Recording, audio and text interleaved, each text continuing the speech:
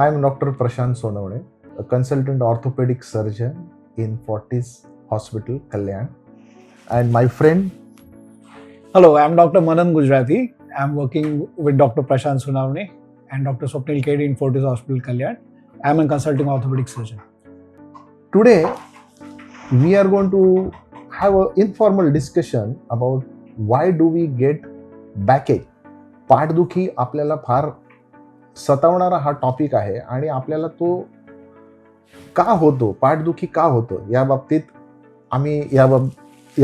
आम्ही एक डिस्कशन थोडंसं करणार आहोत. हे टॉपिक चालू करण्या अगोदर मला काही गोष्टी सांगाव्याशा वाटतात की पाठदुखीचं कारण हे आपल्या इव्होल्युशनमध्ये आहे. आपण जर बघितलं, आपण युजली आधी इव्होल्युशनरी पिरियडमध्ये 4 लेगेड स्टान्स होता, जो आपण पुढे हळूहळू 2 पायांवर चालायला लागलो आणि कंटिन्युअसली आपण हे अँटी ग्रॅव्हिटी मोडमध्ये चालतो आहोत. जर आपण तसं बघायला गेलं तर 2 पायावर चालणं आपल्याला कठीण आहे. ऑलवेज एक आपल्याला थर्ड स्टँड लागतो. कुठल्याही व्हेकलमध्ये बघा तुम्ही, तर या गोष्टी जर तुम्ही बघितल्या तर आपल्याला असं दिसून येईल की आपण कंटिन्युअसली अँटी ग्रॅव्हिटी काम करतोय आणि त्यासाठी आपले पाठीचे मसल्स कंटिन्युअसली काम करत असतात. दुसरी गोष्ट, ज्यावेळेस आपण अँटी ग्रॅव्हिटी पोस्चर आपण ॲझ्युम केलं, त्यावेळेस सगळं लोड हे पाठीवरती इरेक्ट पोस्चरमुळे आलं आणि त्यातल्या त्यात पाठीचा जो मागचा खालचा जो भाग आहे, आपण ज्याला लोअर बॅक होतो, तर त्यावरती सगळं लोड यायला चालू झालं आणि मग असोसिएटेड प्रॉब्लेम्स आपल्या आयुष्यात यायला लागल्यानंतर आपल्याला ही पाठदुखी यायला लागली. म्हणजे जिथे जिथे आपल्याला मोबिलिटी कॉम्पोनंट जास्त आहे, जसं मान किंवा लोअर बॅक, जिथे हालचाल खूप होते, त्या ठिकाणी आपल्याला पाठदुखी प्रामुख्याने दिसून येते आणि हे प्रमाण स्त्रियांमध्ये थोडंसं जास्त प्रमाणात दिसून येतं. या बाबतीतची कारणं काय काय आहेत, डॉक्टर मनन? Thank you. So, like sir summarized, bipedal locomotion is a trade-off for having back pain and knee pain. And when you have back pain and knee pain, the first thing we should realize is we can't start walking on 4 feet. So what are the other causes which can contribute to these things? So primarily, when we consult a young or a middle-aged adult, the first thing we think of is nutrition, second is posture, third is ergonomics. आपण कशा पद्धतीने काय खात असतो, आपण व्यायाम करत असतो की नाही, आणि त्यासोबत आपली जी काम करायची पद्धत आहे, या पद्धतीमध्ये काही चुकीच्या गोष्टी आपण करत आहोत. Prashant sir will elaborate further on this. Regarding the diet pattern, first of all जे काही डॉक्टर मनन यांनी सांगितलं आहे, ते डाएट पॅटर्न हे आपलं पहिल्यापासूनच फॉल्टी आहे. आपण प्रॉपर न्यूट्रिशनचं गायडन्स आपल्याला जे कधी मिळालेलं नाहीये, आपल्या अपब्रिंगिंगमध्ये सुद्धा आपल्याला ते मिळालेलं नाहीये. तर डाएट न्यूट्रिशन म्हणजे वेल बॅलन्स डाएट असणं हे फार महत्त्वाचं आहे. त्याचबरोबर नुसतंच डाएट पेक्षाही आपल्याला बाहेर स्पोर्ट्स ॲक्टिव्हिटी आणि exposure to sunlight is also equally important. ते जर असेल तरच तुमच्या डाएटचा तुम्हाला फायदा होणार आहे. So diet is the most important part. Well balance diet म्हणजे काय की आहारामध्ये जे काही आपल्या समोर येईल त्यामध्ये सगळे कॉम्पोनंट असले पाहिजे. थोडंसं प्रोटीन असलं पाहिजे, कार्बोहायड्रेट्स, मल्टीव्हिटॅमिन्स, रॉ फूड असलं पाहिजे. रॉ फूड म्हणजे सलॅड्स, या सगळ्या गोष्टी, ड्राय फ्रुट्स. असं नाहीये की हे डाएट चांगलं किंवा हे डाएट वाईट, किंवा प्रोटीन्स. आजकाल सोशल मीडियामध्ये तर खूपच दिसून येतं की हे प्रोटीन इतकं खा किंवा ते प्रोटीन खा, हे खा. हे सगळं आहे ना, अर्धवट इन्फॉर्मेशन आपल्याला मिळते. त्यामुळे well balance diet is the most important part to prevent your backache. Manan? I agree completely. So vitamin D, high protein diet, staying well hydrated. We often find की आपण संपूर्ण वेळ एसीत असतो, इंडोर्स वावरत असतो, यामुळे आपल्याला तहान लागतच नाही. वॉटर इनटेक कमी होतं, त्यासोबत आपल्या शरीरात इलेक्ट्रोलाइट्सचं जे प्रमाण आहे ते वरखाली होत असतं. तर ह्या गोष्टींमुळे आपल्या डाएटमध्ये जे काही बदल तयार होतात ते आपल्याला इन द लॉंग रन आपल्याला त्याचे साईड इफेक्ट्स बघायला मिळतात. The simplest way to understand what diet is good for you is you should ask what you are eating. We are relatives of apes. आपण एक प्रकारचे माकड आहोत. माकड काय खातात आणि आपण काय खातो? Are we eating fruits? Are we eating non-veg? Are we eating protein? No. Our food is more of processed food. Soft drinks, maida. These things we have to cut down on. We are not saying stop them completely, but balance them out with salad. That is why the word balanced diet. Good in protein, good in fiber, less in processed food. Next reason for your backache is lack of exercises. Lack of exercises हा जो topic आहे, आपण practically इंडोरच राहायला शिकलेलो आहे.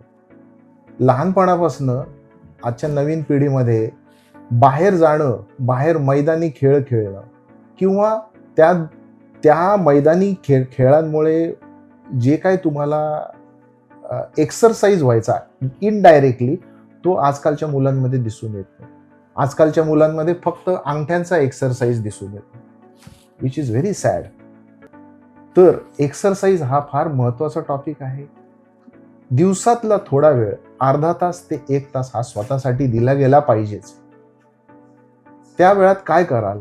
Basic exercises, stretching exercises घरातल्या घरात. त्याच्यानंतर यू कॅन ऑलवेज वॉक. कुठेही कामाला जाताना येताना जिथे जिथे अपॉर्च्युनिटी मिळेल तिथे तिथे चालत जा. तुम्ही जर जिमला जात असाल तर तिथे मॉडरेट एक्सरसाइजेस करा. जिमला जाताना मी सुद्धा जिमला जातो, तिथे बघतो किती प्रकारचे व्यायाम चालत आहेत. जिममध्ये गेल्यानंतर मी किती जास्त वजन उचलेन ह्याकडे लक्ष न देता माझं प्रोफेशन काय आहे, माझी रिक्वायरमेंट काय आहे आणि त्याला सुटेबल एक्सरसाइजेस काय आहे याचा पहिले विचार करा, याचं गायडन्स घ्या. नाहीतर आजकाल आमच्या प्रॅक्टिसमध्ये आम्ही जिममधनं येणारे पेशंट्स खूप जास्त बघायला लागलो, कारण टोटली अनरेग्युलेटेड सेक्टर. कोणालाही तिथे कळत नाही की कुठला व्यायाम केला पाहिजे. Especially the deadlift. कोणी येतंय, डेडलिफ्ट करतंय, एक्सरसाइज आणि हेवी वजन उचलून तुम्हाला slip disc, shoulder injuries, rotator cuff injuries सारख्या इंजुरीज व्हायला लागल्या. त्यामुळे uh proper exercise, moderate exercise is the key to maintain your healthy back. Yes, Manan, do you want to add something in it? I agree completely. This was very important that you should pick your battles. If you're doing some exercise, it is not no pain, no gain. That is for 15 and 16-year-olds, ज्यांचे muscles grow होणार आहे. You have to work on the strength of your existing muscle mass. So you don't have to go for endurance exercises such as deadlift, right? Instead, you should break up your exercise regimen into 3 parts. 30% time warm up, 40% time muscle strength, and 30% time stretching. So warm up is an aerobic exercise where you are oxygenating your body completely. You are getting it ready for the next part. Muscle training, weight training is always better, in my opinion, to be done on machines. Free weights मध्ये injury होण्याची क्षमता थोडी जास्त असते. त्यामध्ये सुद्धा जर तुम्हाला असं वाटतं तुमची क्षमता 20 किलोनी पुश करायची आहे तर तुम्ही 10 किलोनीच करा. Because you are going to build it over a period of time. You can't expect stretch marks to happen at the age of 40, right? And then most importantly, you have to have a cool down session. Proper stretching of muscles, ligaments झालं पाहिजे, joints nourish झाले पाहिजेत. याकरता yoga is the ideal treatment. So if you want to fight back pain, you have to do it when the back pain does not happen. Sweat more in peace so you bleed less in war. Fantastic, Manan. पुढचा अजून एक कारण आहे posture. हा topic आजकालच्या IT इंडस्ट्रीजमध्ये हा खूप दिसून येतो, कारण जॉब रिक्वायरमेंट आहे. 8-8 तास, 10-10 तास एकाच पोश्चरमध्ये त्या स्क्रीनकडे बघत सगळ्यांना काम करायला लागतंय आणि ती काळाची गरज आहे. You cannot avoid that. तर अशा वेळेस तुमचं पोश्चर काय असलं पाहिजे, विच इज मोस्ट इम्पॉर्टंट. तुम्हाला अर्गोनॉमिकली डिझाईन चेअर घ्यायला पाहिजे. तुमची ऑर्गनायझेशन तुम्हाला देत नसेल तर तुम्ही स्वतः ती बाय करा, कारण तुम्ही त्या चेअरवर बसणार आहात आणि long hours that chair is going to support your back 8 to 10 hours a day. तर पोश्चर हे फार महत्वाचं आहे. तुम्ही कसे बसताय, तुम्ही खुर्चीवरती बसताय तर खुर्चीच्या शेवटपर्यंत जाऊन बसा. ज्या वेळेस तुम्ही काम करता आहेत, लॅपटॉपवरती काम करता आहेत किंवा डेस्कटॉपवरती काम करता आहेत, ज्या वेळेस तुम्ही काम करता तर टेबलवरती तुमचे एल्बोजला सपोर्ट्स पाहिजे, म्हणजे तुमचे मानेचे आणि trapezius shoulder muscles are always relaxed आणि मग तुमची स्क्रीन मॅनेजमेंट अशी पाहिजे की जी अशी तिरकी नको, मान जास्त हलवायला नको. माइंड यू, तुमचं व्हिजन, आयबॉल मुवमेंटच्या रेंजमध्ये सगळ्या गोष्टी अरेंज झालेल्या पाहिजे. तर ह्या गोष्टी फार महत्त्वाच्या आहेत. Posture, how do you work is the most important thing. Manan, do you want to add something in it? I agree completely. So ergonomics is the key thing. आता जे sedentary jobs आहेत त्यामुळे खूप सारे work days loss होत आहेत because of chronic recurrent back pain and knee pain. So for instance, if you are sitting in a chair, make sure the back of your legs touches the back of the chair. Your buttocks hit the back so that your feet are planted firmly on the ground. आणि approximately काटकोन म्हणजे orthogonal पाहिजे between your foot and your ankle, between your shin and your thigh, and between your thigh and your trunk. At that point in time, your screen should be at eye level, so you don't have to stoop forward too much. If you can, तुम्ही table तुमच्या जवळ आणा so that you don't have to lean forwards. Having said that, after every 30 to 60 minutes, you should get up for some or the other reason. Even if you want to drink water, you go take a walk, come back. If you want to visit the washroom, walk in between. When you're talking on the phone, try to stay active. Don't sit in the same place as you walk through the whole day. What do you say, sir? Yes, I completely agree, Dr. Manan, with you.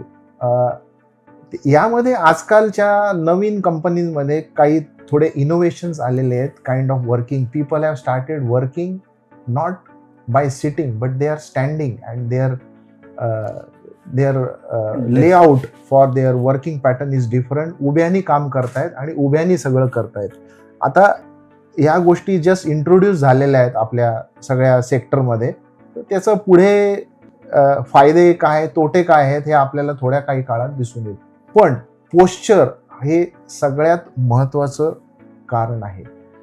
Next topic, why do we get backache, is one of the most important and it is less touched upon topic is the stress factor.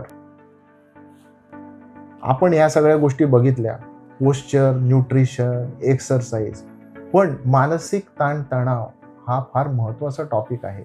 घरातले stresses, ऑफिसमधले stresses, हे सगळे stresses घेऊन आपण घरी जातो किंवा ऑफिसला येतो आणि अशा वेळेस आपलं मन व्यवस्थित नसतं आणि ज्यावेळेस मनातला स्ट्रेस वाढत जातो तर त्यावेळेस there is something known as somatization, psychosomatic. तुमचं मन व्यवस्थित नसतं म्हणून तुम्हाला मस्क्युलोस्केलेटल पेन व्हायला लागतो, ज्याला आम्ही फायब्रोमायल्जिया असंही म्हणतात.